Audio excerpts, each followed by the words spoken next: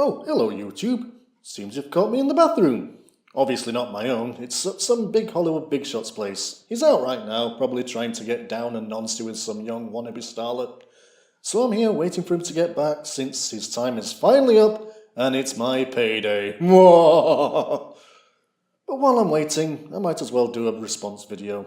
But first, this place is just too nice. It needs something. Not quite sure what. Ah, yes. One moment.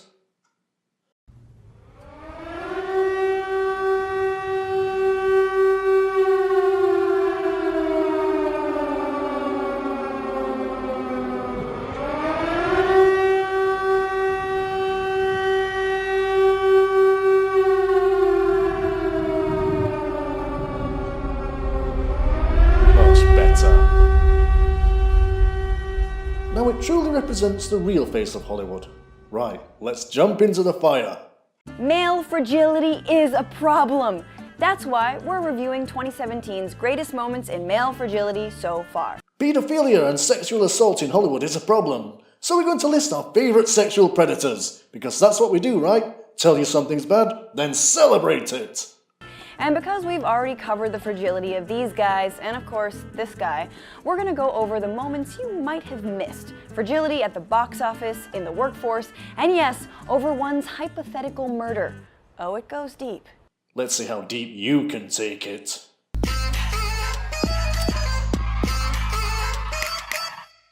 Before we go on, let's just clarify that we at Newsbroke love men. And I will go on record to say I tolerate women. Well, I don't have love in my heart for anyone.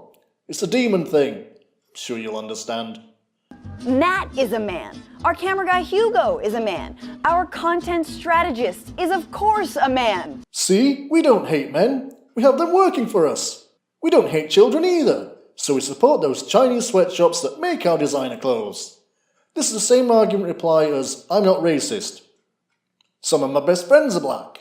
But now apparently saying that is further proof of racism. So by that logic, you're a misandrist whore. My cat is a... No, well, my cat's a lady. Thank God. What? I repeat, misandrist whore. And while patriarchy might concretely hurt women in the form of sexual assault, unequal pay, and a wasted afternoon watching makeup tutorials... Until you have concrete evidence of the patriarchy even existing, it's not even worth addressing anymore. It's the same with the wage gap myth. We've been over it multiple times and yet you still keep bringing it up. And what you watch in your own free time is your business. Nowhere does it say you even have to wear makeup. Completely ban it for all I care. Show your true face and see how many likes you get on Instagram then. Talking about patriarchy can hurt male feelings. It's called male fragility. Feminazis like yourselves call it that. If you state an actual fact that's true, then it will be widely accepted as such. But if you're going to keep repeating the same bullshit from your ivory towers of mainstream media, or those so-called independent news groups, who always tend to be funded by the same people. People, including men as would have it, reply with, that's bullshit. We're not all rapists trying to get women hammered so they pass out so we can do whatever they want with them. We're not actively trying to exclude women from getting top-paid jobs either. And we're certainly not trying to stop them from sitting down on a bus or train. These are not signs of male fragility. They're signs of being correct and saying you're wrong. Defensiveness at the discussion of sexism and the inability to accept or take some responsibility for inequalities between men and women by acting like, and I don't use this word often, a whiny bitch. Why should a man accept the responsibility of things he's not done or is incapable of changing? Why should Joe Bloggs, a bricklayer who works 50 hours a week so he can be able to provide for his family with everything they need, as well as a few basic luxuries, apologise because some bint got her tits felt up at a Hollywood movie set and only realised she didn't like it a decade later? As a woman, do you feel the need to apologise for the actions of Myra Hindley? In a world where multi-million-dollar superhero movies never have female protagonists. Alien, Catwoman, Elektra, Buffy the Vampire Slayer, La Femme Nikita, Dollhouse, The Girl with the Dragon Tattoo, Resident Evil, Red Sonja, Kill Bill, Tomb Raider, Wonder Woman, and not to mention all the 80s kick-ass action flicks with Cynthia Rothrock. Carry on. where girlfriends nationwide sit through yet another Transformers sequel, one theater chain dared to show screenings of Wonder Woman for women only. And people got angry. Because that is genuinely sexist. Discriminating half the cinema-going public because of what they've got in the pants is 100% sexist, without doubt. Given the fact that most action and adventure movie fans are men, of course I would want to see it. I saw no men-only screenings for any Avengers movies or the Expendables franchise being advertised anywhere. Can you imagine the backlash of the shrieking harpies suffering from female fragility if a theatre advertised a men-only screening? The thing is, I wouldn't even call it female fragility. I'd say they're absolutely right to be angered and outraged. Because we should hold both sexes to the same standards.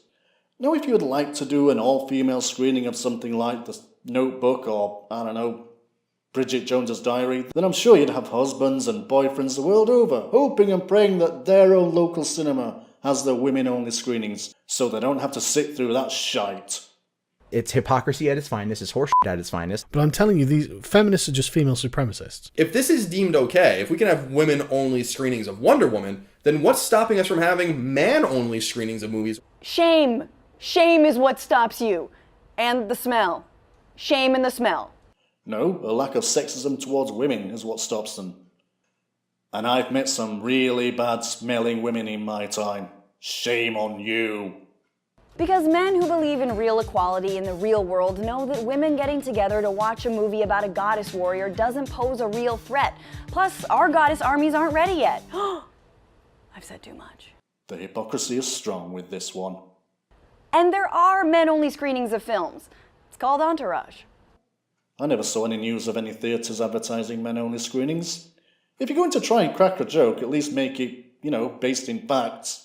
But the Alamo did apologize to the city of Austin after two men filed complaints, even though, as one guy so bravely proved, theaters didn't actually prevent men from buying tickets to the all-female show. They just figured you wouldn't want to be that guy mansplaining reverse sexism during the previews. It's not reverse sexism, it's just sexism. And I totally would be that guy. Next up is James Damour. You might have heard of Damour, a former Google engineer who was fired for internally circulating a memo that called Google's minority outreach and inclusion efforts discrimination. Because it was. I've read it. Saying that those efforts were a waste on account of biological differences between men and women. Yeah, that's him wearing a shirt that says Gulag, because Google is exactly like a Soviet work camp, except for the nap pods, volleyball, free sushi, haircuts, and massages. But other than that, it's pretty much Stalinism. While the hard-working peasants of Russia and the USSR would spend hours queuing up for bread, hoping that it wouldn't all be gone by the time it's their turn, the ruling elite would have every luxury known to man at their beck and call. So the Gulag reference is pretty fitting. Toe the line, believe everything we tell you, and repeat the mantra that 2 + 2 is 5, and you too can enjoy all these luxuries as a Google employee.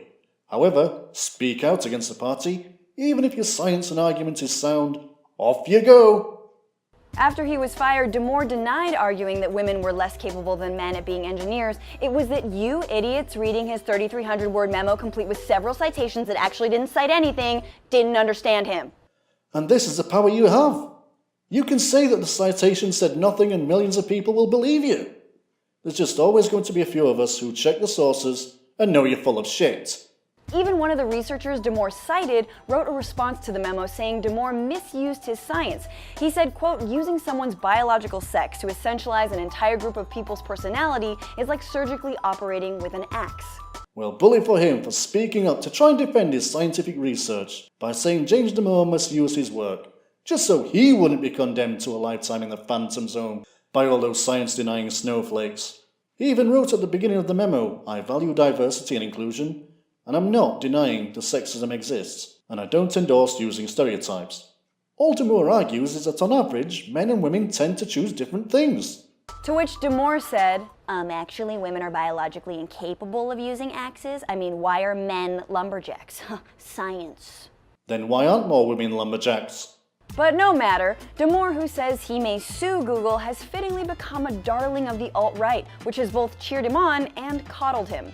What's it been like for you? I mean, is it hard to sleep? Is it hard to concentrate? Yeah, it's definitely been hard to sleep. There was a surprising amount of attacks that were just at my race and gender.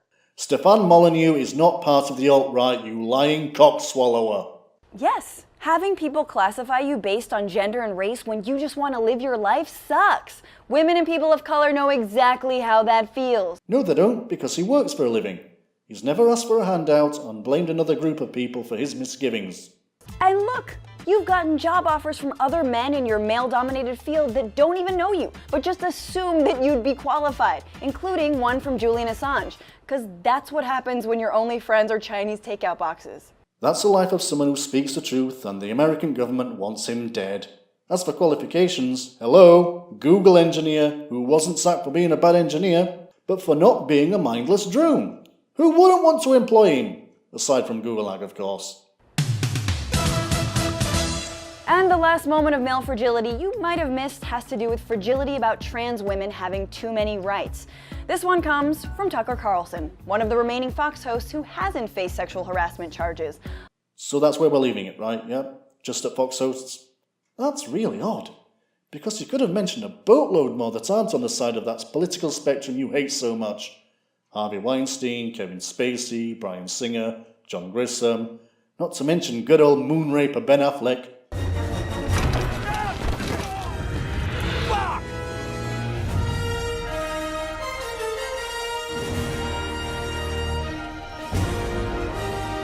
Did Kevin Smith know something? I'm watching you, Kevin. Although, to be honest, his show is an unwanted assault on the senses. Just like yours is. Back in April, Carlson had Caitlyn Jenner on his show, and she talked about the murder rate of trans women. She was concerned that Attorney General Jeff Sessions didn't care.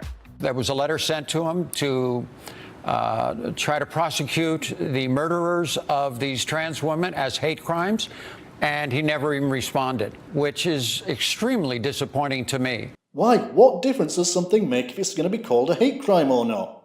It's still a crime. It's still murder.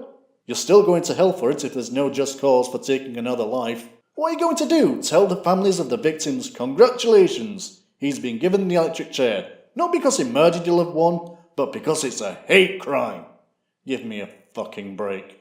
A few months later, the Department of Justice did say it would prosecute trans murders as hate crimes, but that didn't stop Carlson from getting fragile over trans women having the privilege of being a hate crime victim. Fragile? Or just speaking sense? I wonder if it's not just enough to prosecute someone for murder. Put yourself in the position of someone else. If someone you loved were killed and the murderer received a lesser sentence because your loved one was not a member of the trans community, you'd say, well, that's kind of unfair. I mean, we're all Americans. Excuse me, what? Tucker Carlson is all lives mattering death, which coincidentally is Death's favorite game. No, I know Death very well, and his favourite game is chess. Not a big fan of Twister or battleships, though. But to readdress, if all lives matter, then they should all matter equally. Any premeditated murder should be as default treated as the same. Then all extenuating circumstances should then be taken into account, and then a decision should be made. It shouldn't just be judged on what's between the victim's legs, or what is pretended to be between said legs. So, movie buffs, James Damour, Tucker resting dumb-faced Carlson, don't worry, men still have it good. You make up 85% of the tech jobs at the largest tech companies. And 85% of men live 5 years less than women. You still have 70% of speaking roles in films. And 75% of homeless people tend to be men as well. And no one is saying some murder is worse than yours. You just did. Unless anyone messes with Laverne Cox, then everyone's going to jail. I don't even know who she is, but challenge accepted. I'll fuck her up good. Just let women have some things. Consider it our way of coping with you. Just let men and boys have some things. Gaming, D&D, Warhammer, the fucking Boy Scouts. You do you, and let men and boys do their thing. The difference is, the men that are more into things that are predominantly female domain, they don't lobby and complain until you break and make it more inclusive for men. Love you. Well, I don't love you. I wouldn't even